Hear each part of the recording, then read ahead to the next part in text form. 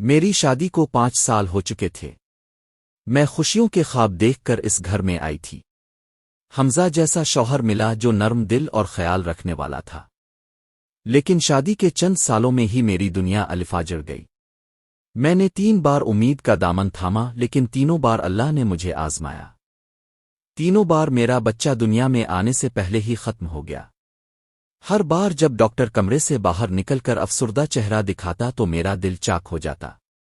میں بستر پر پڑی رو رہی ہوتی اور حمزہ میرے ہاتھ پکڑ کر کہتا، صبر کرو، سب ٹھیک ہو جائے گا، ہم اور علاج کرائیں گے، اللہ ضرور ہمیں اولاد دے گا۔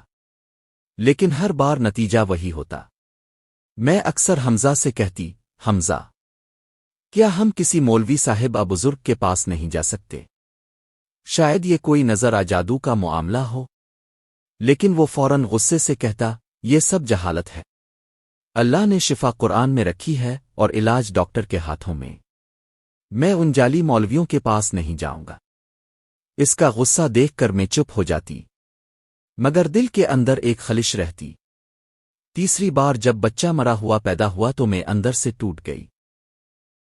اس بار میں نے فیصلہ کیا کہ حمزہ کو بتائے بغیر مولوی صاحب کے پاس جاؤں گی۔ میں محلے کی ایک نیک عورت سے ملی جس نے مجھے ایک بزرگ مولوی کا پتہ دیا۔ میں سہمی سہمی وہاں پہنچی۔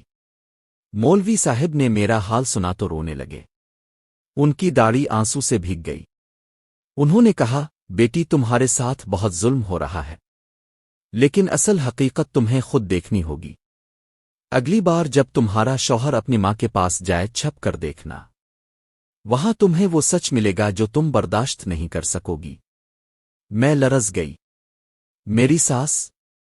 نہیں، وہ تو بہت نیک ہیں، نماز پڑھتی ہیں، تسبیح پڑھتی ہیں، وہ ایسا ظلم کیوں کریں گی؟ مولوی صاحب نے صرف سر جھکا لیا۔ چند دن بعد حمزہ شام کو اپنی ماں کے گھر گیا۔ میں چپکے سے اس کے پیچھے پیچھے گئی۔ گھر کے پچھلے حصے میں ایک چھوٹا سا کمرہ تھا جہاں ہلکی روشنی جل رہی تھی۔ میں نے کھڑکی کے پاس جا کر اندر جھانکا۔ میرا دل کانپ گیا۔ حمزہ فرش پر اپنی ماں کے قدموں میں بیٹھا تھا۔ ساس کے ہاتھ میں کالی مٹی اور ایک پیالہ پانی تھا۔ وہ عجیب عجیب زبان میں کچھ پڑھ رہی تھی۔ یہ تعویذ اپنے پاس رکھ، جب تک یہ تیرے پاس ہے تیری بیوی کو کبھی زندہ اولاد نہیں ہوگی۔ حمزہ نے معصومیت سے سر جھکایا۔ اماں، یہ سب کیوں؟ وہ بہت تکلیف میں ہے، ہر بار ٹوٹ جاتی ہے۔ ساس نے سخت لہجے میں کہا، بیٹا تم نہیں سمجھتے، اگر اسے اولاد ہو گئی تو وہ تجھے ہم سے دور کر دے گی۔ ماں کی محبت سے بڑھ کر کوئی نہیں۔ مجھے اپنا بیٹا کسی اور کے قابو میں نہیں دینا۔ میری ٹانگیں کانپنے لگیں۔ میں رونے لگی لیکن آواز دبائے رکھی۔ میری ساس ہی میری بربادی کی وجہ تھی۔ میرے بچے ان کے تویزوں اور جادو کی بھینٹ چڑھ گئے تھے۔ میں دوڑتی ہوئی واپس مولوی صاحب کے پاس گئی اور سب بتایا۔ وہ بولے، بیٹی، اب وقت آ گیا ہے کہ تم سچ اپنے شوہر کے سامنے لاؤ۔ قرآن کی طاقت سب جادو پر بھاری ہے۔ تم صرف سورہ بقرہ کی تلاوت اپنے گھر میں روز کرو، اور یہ پانی پر دم کر کے شوہر کو پلاؤ، اللہ چاہے تو پردہ فاش ہوگا۔ وہ دن میری زندگی کا سب سے بھاری دن تھا۔ میری آنکھوں نے اپنی ساس کا ایسا روپ دیکھا تھا جس پر کبھی یقین نہیں آ سکتا تھا۔ وہی عورت جو سب کے سامنے نماز، روزہ اور نیکی کی بات کرتی تھی، اندر ہی اندر میرے بچوں کی قاتل بنی ہوئی تھی۔ مولوی صاحب کی بات سچ نکلی تھی، لیکن اب میرے دل میں ایک اور خوف جنم لے چکا تھا۔ اگر حمزہ میری بات پر یقین نہ کرے تو؟ میں نے کئی راتیں جاگ کر گزاریں۔ جب بھی حمزہ کے چہرے کو دیکھتی دل چاہتا سب کچھ کہہ دوں، مگر زبان ساتھ نہ دیتی۔ ایک رات حمزہ نے میرا ہاتھ پکڑ کر کہا، تم بہت بدل گئی ہو، خاموش رہنے لگی ہو، دل کی بات مجھ سے کیوں نہیں کرتی؟ میں نے گہری سانس لی اور آہستہ سے کہا، اگر میں تمہیں ایک سچ بتاؤں اور وہ سچ تمہیں برداشت نہ ہوا تو؟ حمزہ چونک گیا۔ سچ چھپانے سے زخم بڑھتا ہے۔ جو بھی ہے کہہ دو۔ میرے لب کپ کپانے لگے۔ میں نے سسکی بھرتے ہوئے کہا، تمہاری ماں، میرے بچوں کی موت کی وجہ وہی ہے۔ میں نے اپنی آنکھوں سے دیکھا ہے، وہ تعویذ اور جادو کرتی ہے۔ یہ سنتے ہی حمزہ کا رنگ فق ہو گیا۔ اس کی آنکھوں میں حیرت، غصہ اور دکھ سب کچھ تھا۔ تم پاگل ہو گئی ہو؟ ماں پر اتنا بڑا الزام لگانے کی ہمت کیسے ہوئی؟ میری آنکھوں سے آنسو بہنے لگے۔ یہ الزام نہیں، حقیقت ہے۔ تمہارے سامنے ہی ایک دن سب کچھ کھل جائے گا۔ اس رات کے بعد ہمارے رشتے میں ایک دیوار آ گئی۔ حمزہ مجھ سے بات تو کرتا مگر اس کی آنکھوں میں شک رہتا۔ دوسری طرف میری ساس مجھے دیکھتے ہی تنزیہ مسکراہٹ دیتی، جیسے کہہ رہی ہوں کچھ بھی کر لو میں جیتوں گی۔ میں ہر دن سورہ بقرہ کی تلاوت کرتی، دم کیا ہوا پانی پیتی اور حمزہ کو بھی دیتی۔ لیکن مجھے پتا تھا اصل لڑائی ابھی باقی ہے۔ چند دن بعد گھر میں ایک انوکھی بات ہوئی۔ حمزہ رات کو بار بار ڈراؤنے خواب دیکھنے لگا۔ وہ چیخ کر اٹھ بیٹھتا اور کہتا، امی امی کے ہاتھ خون سے بھرے ہیں۔ وہ پسینے میں بھیگا ہوتا اور لرز رہا ہوتا۔ میں اسے قرآن کی آیات سناتی اور دم کرتی۔ رفتہ رفتہ وہ تھوڑا پرسکون ہو جاتا۔ مولوی صاحب نے کہا تھا جب قرآن کی روشنی پھیلتی ہے تو اندھیرا خود بخود بے نقاب ہوتا ہے۔ تمہارا شوہر خود اپنی ماں کا اصل چہرہ دیکھے گا۔ اور یہی ہو رہا تھا۔ ایک رات میں نے پھر سورہ بقرہ اونچی آواز میں پڑھنی شروع کی۔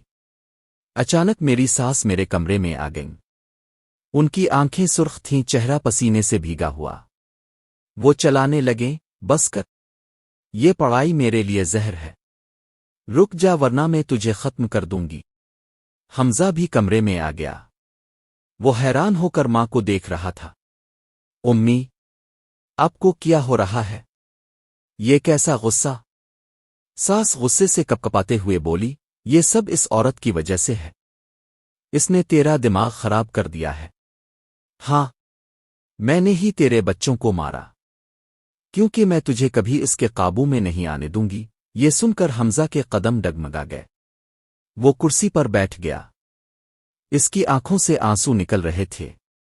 اب وہ لمحہ آ گیا تھا جس سے میں سب سے زیادہ ڈرتی تھی۔ حمزہ کو فیصلہ کرنا تھا۔ کچھ دیر خاموش رہنے کے بعد حمزہ اٹھا، اپنی ماں کے پاس گیا اور رو کر بولا، امی، اپنے مجھے ماں اور بیوی کے بیچ میں لا کھڑا کیا، لیکن اپنے تو میرے بچوں کی جان لی۔ یہ کیسی ماں ہے اب؟ ساس زمین پر گر کر رونے لگے، لیکن اب ان کے آنسو بیکار تھے۔ اس واقعے کے بعد حمزہ ٹوٹ گیا، دن رات خاموش رہنے لگا۔ اس نے ماں سے بات کرنا چھوڑ دی، لیکن اندر سے وہ بکھر چکا تھا، میں بھی الجھی ہوئی تھی۔ ایک طرف میری ساس کا ظلم، دوسری طرف شوہر کا دکھ۔ میں نے فیصلہ کیا کہ یہ جنگ اب ادھوری نہیں چھوڑنی۔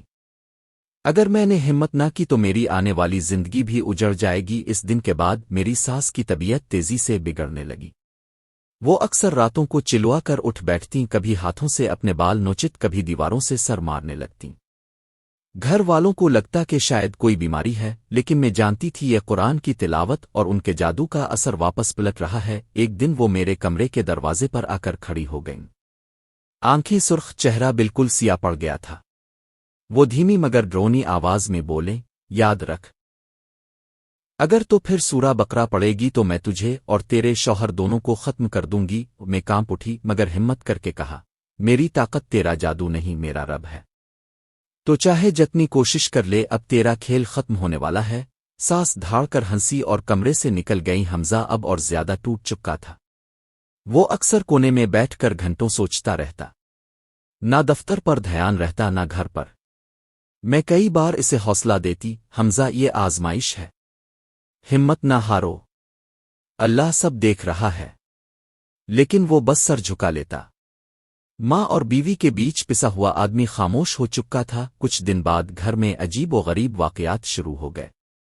رات کو کمرے کی لائٹیں خود بخود بند ہو جاتیں، برتن کچن میں گرنے لگتے، حمزہ کے بیڈ پر خون کے دھبے ملنے لگے۔